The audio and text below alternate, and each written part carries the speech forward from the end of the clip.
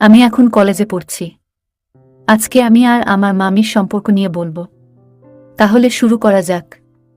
সদ্য পাকামো শুরু হয়েছে, বাসের শেষের সিট তখন আমাদের গভীর আড্ডা বসত, চলত গভীর আলোচনা। কি আলোচনা আশা করছি বুঝতেই পারছেন, তাও বলেই দিই, সদ্য সেক্স নিয়ে নতুন নতুন তথ্য জানা শুরু করেছি, এরকম একটা সময় চলছে তখন। গরমের ছুটি পড়তে 2 দিন বাকি, তখন আমার বন্ধুরা একটা অ্যাডাল্ট ম্যাগাজিন কিনে নিয়ে এলো, তাতে বিভিন্ন ছবি গল্পে ভর্তি। সবাই মিলে ঠিক করল ম্যাগাজিনটা একজনের কাছে রাখা ঠিক হবে না। তাই কিছু কিছু পেজ ছিঁড়ে সবাই ভাগ করে নেবে। আমার ভাগে পড়ল 7টা পাতা।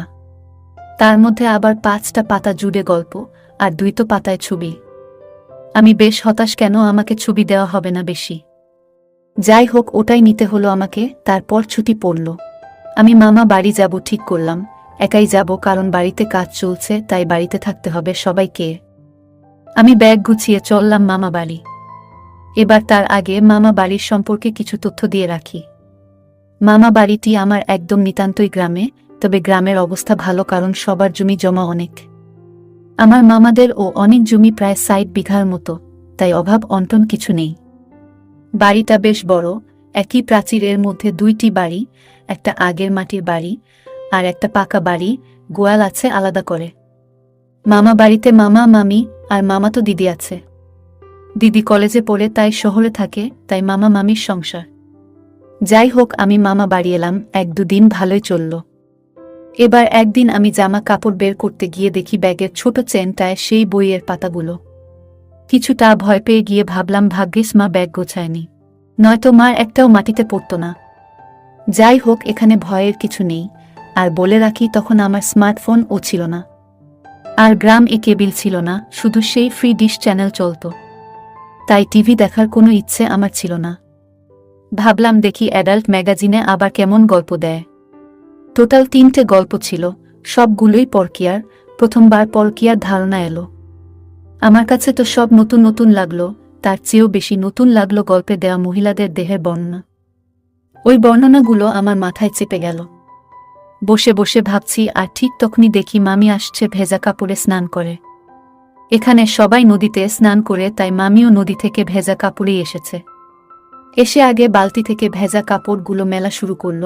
তখন আমার চোখ পড়ল মামির শরীরের দিকে। গ্রামের দিকে বাড়ির সব মহিলারাই এরকমভাবেই আসে, তাই এখানে কারোর এগুলো দেখে কিছু মনে হয় না। কিন্তু আমার মাথায় তখন খারাপ চিন্তা ভাবনা ঘুরছে। এবার আমার মাথা তো পুরাই নষ্ট, আমি শুধু এখন মামির শরীর দেখার খেলায় মাতলাম।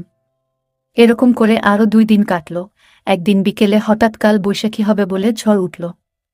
গোয়ালের গরুগুলো তুলতে হবে, তাই মামি ছুটল।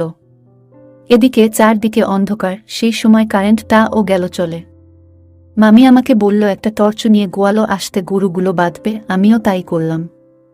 এমন সময় শুরু হলো প্রবল বৃষ্টি, আর গোয়ালটা একই বাউন্ডারিতে থাকলেও একটু দূরেই বাড়িটা থেকে। তাই যেতে গেলে ভিজে যাব। মামি বলল, রুমের দরজাগুলো লাগানো আছে তো? আমি বললাম, হ্যাঁ, আমি লাগিয়ে এসেছি সব দরজা জানলা। তখন মামি বলল, তাহলে আর এই অসময়ে ভিজে লাভ নেই, এখানেই দাঁড়াই। আমিও সম্মতি দিলাম। এবার প্রায় 20 মিনিট হয়ে গেল, কিন্তু বৃষ্টি থামার নাম নেই। আমি লক্ষ্য করলাম মামি একটু অস্বস্তি বোধ করছে। বুঝতে পারলাম না, আমার আবার সেই সময় হিসু পেয়ে গেছে। আমি মামিকে বললাম, মামি বলল এখানে এক কোণে করে দিতে, আমিও করে দিলাম। এবার মামি আরও বেশি অস্বস্তি বোধ করছে দেখে জিজ্ঞেস করলাম, কি হয়েছে? তখন মামি কিছু বলল না, বলল কিছু হয়নি তো। আরও একটু পর মামি হেসে হেসে বলছে, আমাকেও মনে হয় যেতে হবে রে। মামি বলল, এবার বৃষ্টি কমেছে, চল রুমে যাই। আমি বললাম হ্যাঁ। বলল, চল খাওয়া দাওয়া করে চাবি লাগাতে হবে। আমি বললাম, মামা আসেনি যে?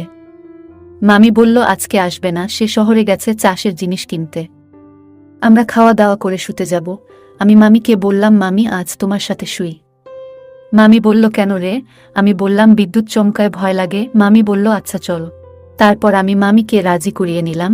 তারপর যা হবার হয়ে গেল, আশা করি তোমরা নিশ্চয় বুঝে গেছ। এরপর আরও 2 দিন কেটে গেল। মামা আজকে একটা অনুষ্ঠান বাড়িতে গেছে। মামি রান্না করছে, বাসনগুলো ধুতে বাড়ির কল তলায় গেছে, কিন্তু স্লিপ খেয়ে পড়ে গেল হঠাৎ।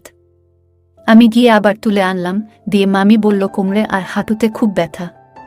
আমি বললাম, ওষুধ আনবো কি? বলল, ওখানে মলম আছে, ওটা এনে দিয়ে দিলাম। হাঁটুতে নিজেই লাগলো, এবার কোমর লাগানোর চেষ্টা করতে লাগলো কিন্তু কিছুতেই পারছে না। আমি মলম লাগিয়ে দিলাম, এরপর মামি বলল উঠে বসবো, একটু ধরে দিলাম। রান্না করা ছিল, আমি সব বেড়ে দিয়ে খাওয়া দাওয়া করলাম, বাসন ও ধুয়ে দিলাম। এভাবেই চলল আমার আর মামির সম্পর্ক। যাই হোক, আজকের ভিডিও এই পর্যন্ত। যদি আমাদের ভিডিওগুলি ভালো লাগে তাহলে লাইক, কমেন্ট এবং শেয়ার